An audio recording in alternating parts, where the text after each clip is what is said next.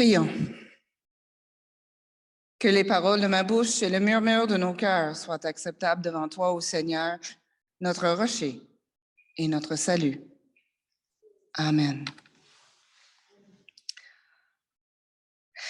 On le dit depuis le début du carême, Jésus n'est pas venu remplir nos églises.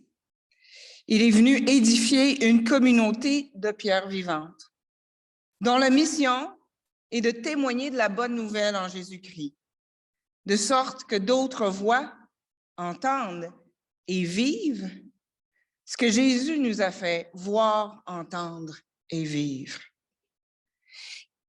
Et partout, les communautés chrétiennes se demandent comment vivre notre mission concrètement dans le monde d'aujourd'hui. C'est un peu la même question que Claire et Richard se posaient. Et ça peut paraître compliqué, on se pose la question souvent. Mais en préparant le culte de ce matin, j'ai eu un flash en lisant les extraits des Écritures.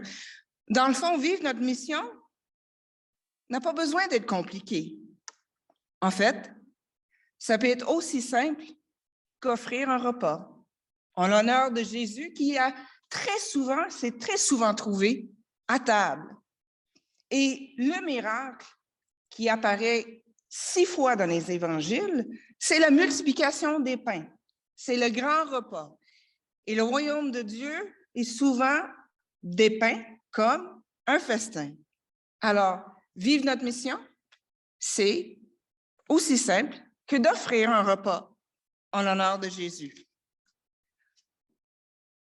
Vous vous souvenez peut-être que je vous disais dans l'une des choses qui invitait les gens à embarquer sur la voie du Christ, c'était parce qu'ils savaient que chez les chrétiens, c'était différent. Et l'une des choses que les chrétiens se faisaient différemment, c'était leur façon de partager les repas. Bien sûr, il y avait la Sainte Seine qui distinguait les chrétiens, mais il y avait plus encore. Le théologien John Dominic Crossan, théologien américain, insiste pour dire que l'un des traits distinctifs de la communauté rassemblée autour de Jésus était ce que lui, il appelait la commensalité ouverte, c'est-à-dire chacune avait sa place à la table, sans égard pour son origine, son statut social, etc. Ce qui était très différent du monde environnant, où les lignes étaient très claires entre qui servait, qui s'assoyait à table et où les gens s'assoyaient à table. Alors, cette commensalité, cette façon de faire des repas, partager des repas, était un trait distinctif de la communauté chrétienne. C'est sans doute pour cela que Paul est peu fier, c'est le moins qu'on puisse dire, devant le comportement des Corinthiens à table. Les gens viennent en l'honneur de Jésus-Christ et c'est un peu chacun pour soi. Ils arrivent chacun avec leur repas. Et il y en a qui arrivent avec un gros snack, alors que d'autres ont faim. Certains en profitent même pour prendre un petit coup.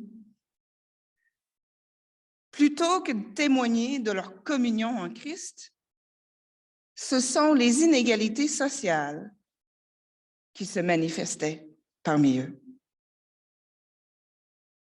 Chez vous, ça doit être différent, nous dit Paul en quelque sorte. Ça me fait penser à une autre table où les choses se passent différemment. La fondation John Bon Jovi a fondé il y a une dizaine d'années ou une quinzaine d'années Soul Kitchen, la cuisine avec de l'âme. Ce sont des restaurants où il n'y a pas de prix sur le menu.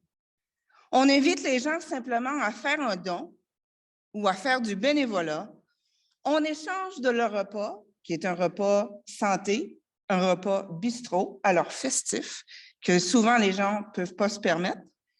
Et local, avec tous les produits locaux, et où les convives sont invités à s'asseoir à des tables avec des gens qu'ils ne connaissent pas. Les restaurants Soul Kitchen étaient derrière l'idée que j'ai eue de créer les activités équitables. Si vous vous souvenez bien, où on invitait les gens à venir au restaurant, à commander ce qu'ils voulaient, mais payer ce qu'ils pouvaient. Ces événements, il y avait toujours un partage de la parole, un peu comme ce qu'on fait à la parole sur le pouce, et on terminait avec la Sainte Seine. Rampe le pain au beau milieu du restaurant Saint-Hubert sur le boulevard Laurier. C'était un geste un peu osé. Mais pas aussi osé que le geste de Marie dans l'Évangile d'aujourd'hui. Jésus est l'invité d'honneur à un dîner qui ressemble toutes sortes de monde. Bien que les convives aient des raisons de fêter, Jésus avait ramené Lazare à la vie après 4 jours. Mais tout de même, l'ambiance était tendue. Devant les signes qu'accomplissait Jésus et l'engouement des foules qui le suivaient, les autorités craignaient des représailles de la part des Romains et avaient décidé de faire mourir Jésus, de sorte que celui-ci cesse de circuler ouvertement. Il se cache un peu pour se rassembler avec ses amis. Et c'est dans ce contexte empreint d'hostilité qu'a lieu ce repas. Dans une atmosphère déjà très lourde, où planait l'hostilité et la menace imminente, Marie se lève et verse sur les pieds de Jésus une livre de nard pur, d'une valeur d'à peu près l'équivalent du revenu annuel d'un ouvrier à l'époque. Et comme si ce n'était pas assez scandaleux comme ça, elle essuie ses pieds avec ce que Paul identifie comme la gloire d'une femme, ses cheveux. C'est bien plus osé que de célébrer la Sainte Seine au milieu de Saint-Hubert. Pourquoi Marie a-t-elle posé un tel geste? Souvenons-nous qu'à l'époque, c'était les esclaves qui lavaient les pieds des invités, en signe d'hospitalité. Marie, femme de moyens, parce qu'elle avait en sa possession du parfum d'une grande valeur, se fait l'esclave de Jésus. Sans dire un mot, elle pose un geste qui proclame haut et fort, pour qui a des yeux et un nez pour comprendre, que Jésus est le Messie, mot qui veut dire « oint ». Jésus est le Messie de Dieu. Mais un Messie qui bouscule l'ordre des choses. Marie oint les pieds de Jésus, comme si Jésus était pas tout à fait comme les rois de ce monde qui se faisaient oindre la tête. Jésus, le pouvoir ne lui est jamais monté à la tête. Jésus a toujours les 2 pieds sur terre et il n'a pas peur de se salir les pieds pour aller rejoindre les gens là où ils sont. Avant même que Jésus se penche pour laver les pieds de ses disciples et leur demande de faire de même, Marie se lance. Avant même que Jésus soit arrêté, Marie nous rappelle son ensevelissement. Elle nous renvoie au tombeau. Le tombeau dont Jésus sortira debout. Pour nous rappeler dès aujourd'hui, dans le contexte un peu hostile aux communautés chrétiennes dans lesquelles nous vivons, que ni la haine, ni la violence, ni les puissances, ni les principautés ni même la mort n'est plus fort que la vie que Dieu nous offre en Jésus-Christ. Marie oint les pieds de Jésus et, en un geste ultime d'humilité, d'amour et d'intimité, elle essuie ses pieds avec ses cheveux.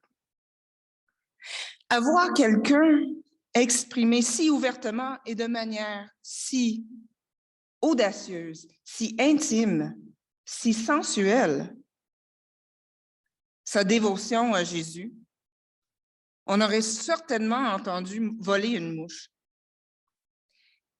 Imaginez si tout le monde faisait pareil. Et c'est Judas qui brise le silence. Pourquoi n'a-t-on pas vendu ce parfum 300 deniers pour les donner aux pauvres? Cette remarque vous pue-t-elle au nez? Et si Jean n'avait pas dévoilé le cœur de Judas, l'aurions-nous jugé si rapidement?